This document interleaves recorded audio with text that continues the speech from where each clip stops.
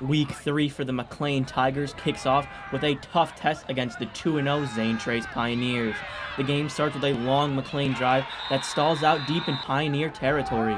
Zane Trace would take no time using that to their advantage as Carter Langley takes a QB keeper 85 yards to the house. After that, it was off and running for the Pioneers as Drake Stapleton leaves the ball a touch behind Andrew Potts and Carter Langley makes another splash play with the interception. Unfortunately for the Pioneers, Carter Langley would miss the next possession with an injury, but Langley has plenty of faith in the rest of the team to execute the game plan. They're all so insane at this game. They work hard in practice. Gunnar McCullough would prove him right, finding Aiden Dunn, who tosses a Tiger defender off and sets Zane Trace up inside the 5, where Connor Smith would punch it in. Things just kept clicking for the Pioneers when Austin Eason takes a quick screen, sheds a tackle, and outruns the entire McClain defense all the way to the house, but the extra point would be missed and Zane Trace would lead 20-0.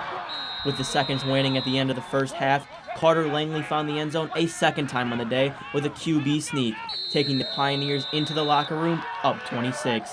The second half didn't get any better for McClain as Daniel Barnhart takes a pitch down the left sideline to set the Pioneers up for Blake Phillips to punch it in. On the following possession, Aiden Dunn makes his presence known again, jumping the short out route for the interception and taking it all the way to the house to end the scoring for the game as Zane Trace takes it 40-0. McClain has scored at least 28 points in their first 2 games of this season, and a lot of that came in on the back of Andrew Potts, who had 175 yards and 3 touchdowns last week.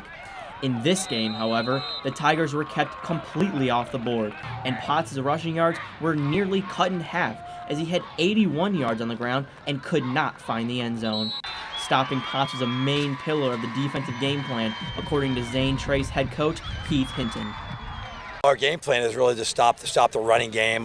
We knew he's pretty good, and he's been a good player for a couple years. From Gridiron Glory, I'm Zach Mothersbaugh.